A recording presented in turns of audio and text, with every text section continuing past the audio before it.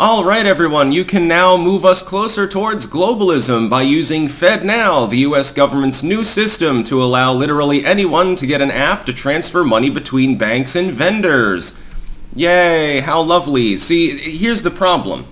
You can already do that. There are various wire services, such as Wise, that have different options, allowing people to give one another money.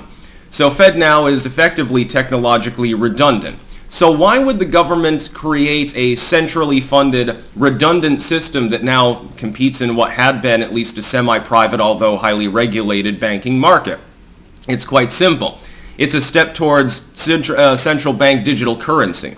What they're going to do, eventually there'll be problems with this, and it'll face competition from similar services, and the government will step in and say, well, we need more regulation, we need to shore up this system. Oh, well, we're just going to have a central bank digital currency, and so, you don't even need the transfer service anymore. Literally, just the zeros and ones can seamlessly be sent from individual to individual, bank to individual, individual to bank, vendor to vendor, etc., across the country, and then eventually other countries will be trading similarly. And they'll create one gigantic monetary system that's entirely digital. It'll be stripped entirely from any physical medium. And it'll allow them to, by the way, monitor every transfer you have, potentially debank you completely if you step out of line, your social credit score, for example, falls too low. This is effectively already what's being done in China. We're following effectively maybe 10 years behind the same basic blueprint as a self-professedly communist country with deep-seated human rights abuse issues. I don't think we want to do that. I stand against the creation of a central bank digital currency. Again, the concept is already redundant. Digital systems are heavily used in banking. Crypto already exists.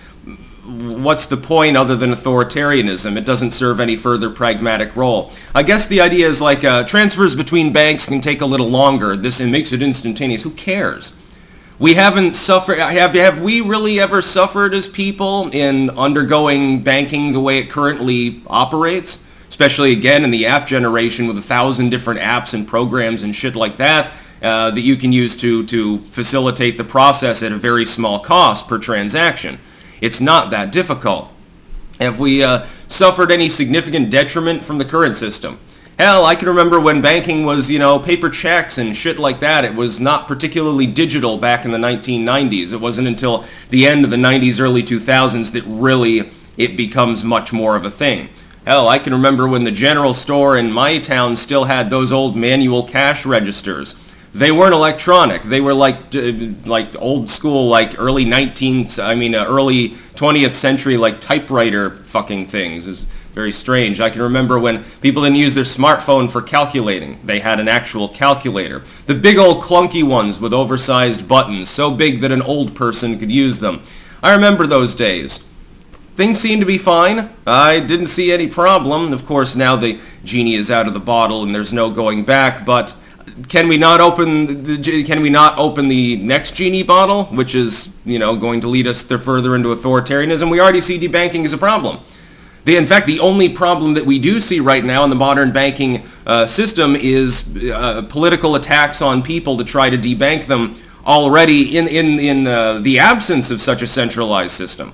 It'll get worse. It'll make it far easier to abuse people based on their political views, based on their familial associations, based on their social opinions. The government has claimed that this person might have ties to Al-Qaeda. Well, we can't let him transfer money anymore. So effectively, they've been completely debanked and they can't do any form of commerce. And now they have to prove themselves innocent in a court of law. A year later, we admit that we're sorry and pay them a reparations pittance. But we still don't give them their account back. That's, we seized that. It's civil asset forfeiture. How do we know that there's not going to be digital civil asset forfeiture involved with this either? See, I think that the whole concept of FedNow is simply as a first step into central bank digital banking.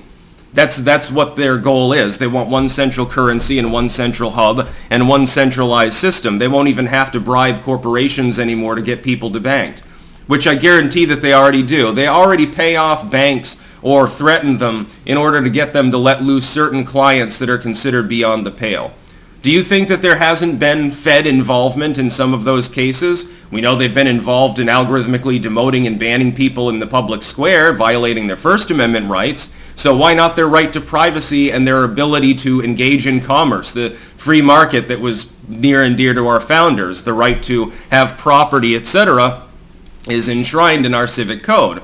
So I would think that that would be problematic, but it doesn't seem to bother the court system very much. Once in a blue moon, they'll dare to defend somebody, or they'll have enough money to actually sue and not go completely bankrupt in the process, especially when their bank account's been frozen up. Well, sorry, lawyer, you're going to have to work pro bono until we win, which there's a 99% chance we don't. Whoops, now I'm in debt. Fuck. FedNow is a bad idea. I recommend not using it. I recommend using some other digital service if you need to use any at all, because they're already there.